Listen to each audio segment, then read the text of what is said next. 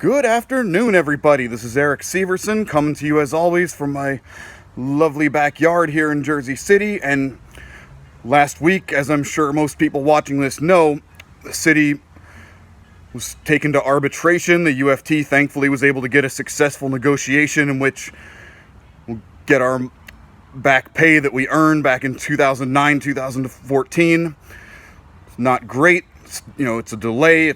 I do not agree with the UFT leadership calling it a victory, but it's certainly better than not getting our money. But this outrageous article was written in the New York Post calling this a bonus, saying that we're basically bleeding the city dry and costing it money by getting this money that, as any teacher knows, and as I put these up, I apologize for my handwriting.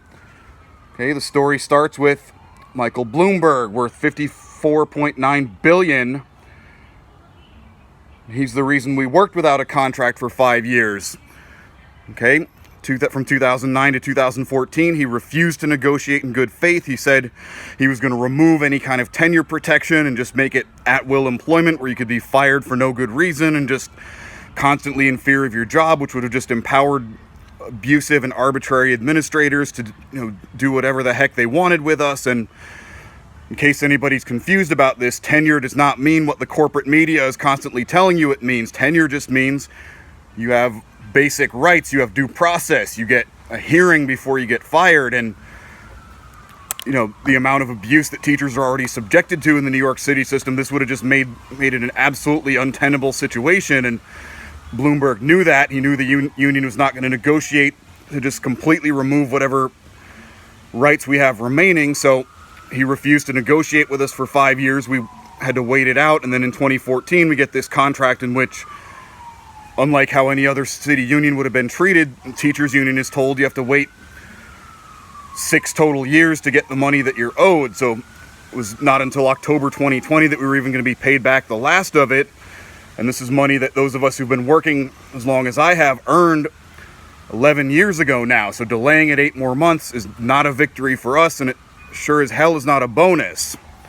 Okay? And since this is an article that was written about us in the New York Post, I'll post it in the comments below. It's important to remember what the New York Post is and who it's owned by. So again, I apologize for my handwriting. My students are always calling me out on it, but this stuff is true. Rupert Murdoch is another New York resident worth $17.6 billion.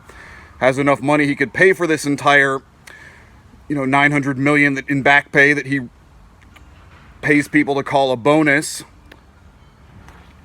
Okay, and his paper and every network that he owns pushes this anti-teacher, anti-worker agenda, and he personally stands to benefit from just evisceration of public unions and privatization of education that's going to lower the taxes for guys like him. And that's why I put the money of what these people are worth is, okay, de Blasio would rather try to stiff the teachers union, stiff the educator workforce in New York City than have these guys, Murdoch worth $18 billion, Bloomberg worth $55 billion, and there's dozens of other names I could name that if they just paid their fair share, this would not be such a high cost. And still the richest city in the world, even in an economic crisis, and city can well afford, if they change their priorities, to do things differently. And the last point I'm going to make is the city is also claiming, as they always do, and I've been working since 2006 in the New York City school system, and this excuse that there's no money, that's, you hear that from everybody. Principals, there's no money. Superintendents, we'd like to do this, but there's no money. Sometimes the UFT leadership is like, oh, we'd like to negotiate you a better contract and get you a better deal, but there's no money. That's always the excuse. In 2009, when there were cuts to TRS and TDA, cuts to the pension, we were told, oh, economic crisis, the economy's not good, we have to make cuts. But then stock market quadruples, and from the low point in 2009 up to the height where it's at now, and none of those things are restored. There's always no money when times are bad, but nobody ever says we've got a lot more money when times are good, even though the money's there. So that's one thing, is this back pay that was owed us. The city knew about this all the way back from 2014 when this legally binding contract was first written. And furthermore, if you look at the current mayor, who, teachers overwhelmingly voted for, who the teachers union endorsed and supported twice. And I will also post the article that will demonstrate this in the comments to this video. This hybrid reopening plan, this absurd reopening plan, is costing $32 million a week. And it's probably even more now since September, when this article I'm going to show you was written. But basically, it's common sense.